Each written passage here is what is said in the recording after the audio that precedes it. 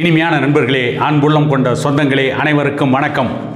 பாட்டாளி மக்கள் கட்சியும் வன்னியர் சங்கமும் இணைந்து நடத்துகின்ற வன்னியர் சங்கத்தின் சோழ மண்டல மாநாடு வருகின்ற பிப்ரவரி 23 கும்பகோணத்திலே நடைபெற இருக்கிறது. அந்த மாநாட்டை அனைத்து சமூக சமுதாய நல்லிணக்க மாநாடாக பாட்டாளி மக்கள் கட்சி நடத்துகிறது. அந்த மாநாட்டை எப்படியாவது பிசுபிசுக்க செய்துவிட வேண்டும். அந்த மாநாடு வெற்றிகரமாக நடக்கவில்லை என்று ஒரு பிரச்சாரத்தை மாநாடு முடிந்த பிறகு முடுக்கிவிட வேண்டும் என்ற சதி திட்டத்தோடு இன்றைய ஆளும் திமுக அரசு செயல்பட்டு கொண்டிருக்கிறது. அதை பற்றித்தான் இந்த காணொலியில் சற்று விரிவாக காண இருக்கிறோம்.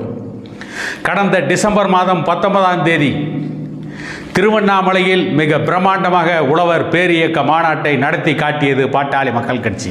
அரசின் உளவுத்துறை கூறிய தகவல், திருவண்ணாமலையில் நடந்த உழவர் பேரியக்க மாநாட்டில் பாட்டாளி மக்கள் கட்சி நடத்திய அந்த மாநாட்டில் 12 லட்சம் பேர் குவிந்தார்கள். திருவண்ணாமலையின் 4 திசையிலிருந்தும் மாநாடு முடிந்ததற்கு பிறகும் கூட வாகனங்கள் அணிவகுத்து வந்தது என்று உளவுத்துறை ஒரு அறிக்கையை கொடுத்தது. அவ்வளவு பிரம்மாண்டமான மாநாட்டை நடத்தி அடுத்த 2 மாதங்களுக்குள் தஞ்சை மாவட்டத்தில் கும்பகோணத்தில் சோழ மண்டல மாநாட்டை பாட்டாளி மக்கள் கட்சியும் வன்னியர் சங்கமும் இணைந்து மிகப்பெரிய அளவில் நடத்தி காண்பித்து விட்டால் அது திமுகவிற்கு பேரிடியாக முடியும். இன்றைய ஆளும் திமுக என்கின்ற ஆட்சிக்கு எதிராக, இந்த கட்சிக்கு எதிராக தமிழகத்திலே பாட்டாளி மக்கள் கட்சி மிகப்பெரிய எழுச்சியை பெற்றுக்கொண்டிருக்கிறது என்ற எண்ணம் மக்கள் மத்தியிலே தோன்றும்.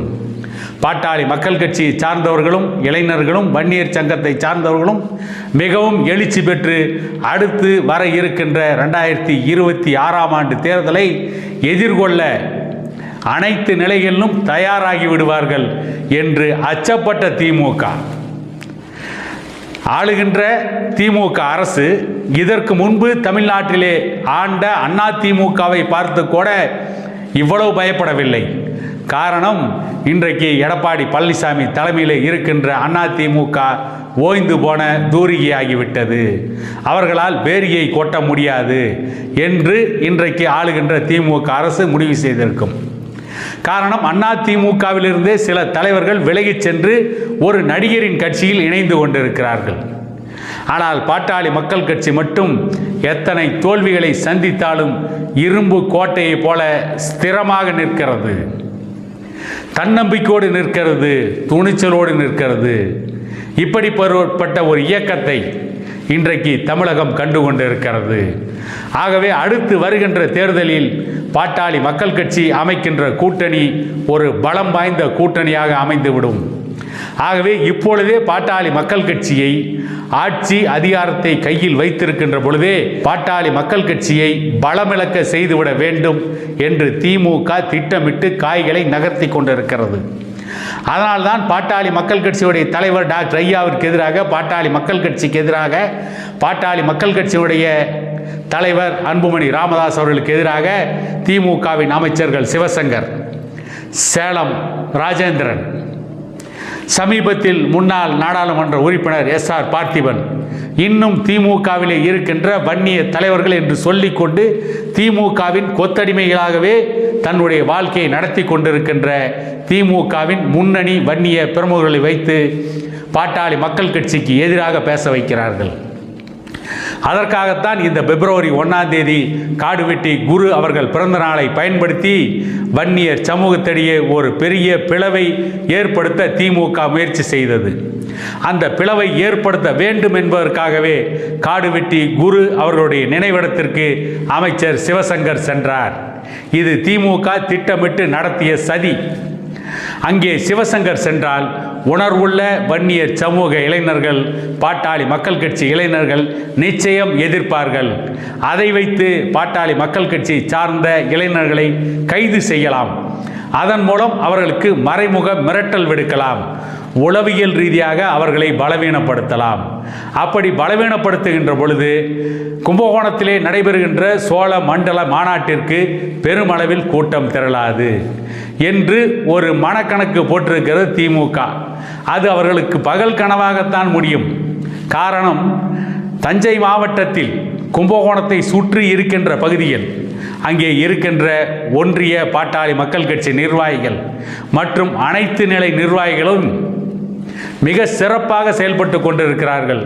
பாட்டாளி மக்கள் கட்சி நிர்வாகிகளை பாட்டாளி மக்கள் கட்சியின் மாவட்ட செயலாளர் மா.க. ஸ்டாலின் உள்ளிட்டவர்கள், உழவர் பேரியக்கத்தினுடைய மாநில தலைவர் ஆலயமணி மற்றும் ஏற்கனவே இதற்கு முன்பு மாவட்ட செயலாளராக இருந்த ஜோதிராஜ் உள்ளிட்டவர்கள்லாம் மிகப்பெரிய அளவில் பாட்டாளி மக்கள் கட்சி நிர்வாகிகளை சந்தித்து கும்பகோணத்திலேயே அந்த மாநாட்டிற்கு கும்பகோணத்தை சுற்றி இருக்கின்ற பகுதியிலேயே 2 லட்சம் பேருக்கு மேல் திரட்டிவிட வேண்டும் என்று மாநாட்டு வேலைகளை முடுக்கிவிட்டு கொண்டிருக்கிறார்கள்.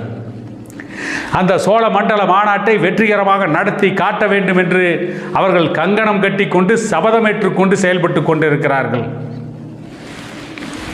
அதே நேரத்தில் மற்ற மாவட்டங்களிலும் அந்த மாநாட்டிற்கு மிகப்பெரிய அளவிலே கூட்டத்தை திரட்டி செல்ல வேண்டும் என்று பாட்டாளி மக்கள் கட்சி வன்னியர் சங்கத்தை சார்ந்தவர்கள் இரவு பகலாக உழைத்து கொண்டிருக்கிறார்கள் என்ற செய்தியெல்லாம் உளவுத்துறைக்கு சென்ற காரணத்தால் தான் எப்படியாவது பல்வேறு பிரச்சனைகளை தமிழகம் எங்கும் உருவாக்கிவிட வேண்டும், பாட்டாளி மக்கள் கட்சிக்கு எதிராக ஒரு மிகப்பெரிய ஒரு விளம்பரத்தை செய்ய வேண்டும், ஒரு பிரச்சாரத்தை செய்ய வேண்டும் என்று ஆளுகின்ற திமுக அரசு முடிவு செய்து கும்பகோணத்திலே நடைபெறுகின்ற சோழ மண்டல மாநாட்டை எப்படியாவது சீர்குலைக்க முடியுமா என்று சதித்திட்டம் தீட்டி செயல்பட்டு கொண்டிருக்கிறார்கள் என்பதற்கு அடையாளமாகத்தான் இன்றைக்கு தமிழ்நாட்டின் பல பகுதிகளில் பாட்டாளி மக்கள் கட்சிக்கு எதிராக திமுகவில் இருக்கின்ற வன்னியர்கள் தூண்டிவிடப்படுகிறார்கள்.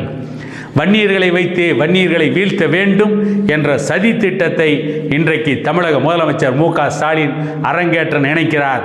ஆனால் மு.க. ஸ்டாலினுடைய இந்த எண்ணம் கண்ணாடி வியாபாரி கண்ட கனவாக நொறுங்கி போகும்.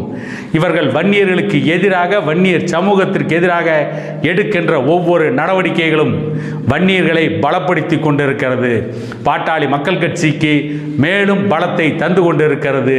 தொடர்ந்து பலம் பெறும் 2026ஆம் ஆண்டு சட்டமன்ற தேர்தலிலே திமுக என்கின்ற ஒரு கட்சி இருந்த இடம் தெரியாமல் துடைத்து எரியப்படும் என கூறிக்கொண்டு இன்னொரு காணொளியில் உங்களை சந்திக்கும் வரை உங்களிடமிருந்து விடைபெறுவது உங்கள் எடப்பாடி துரைசாமி.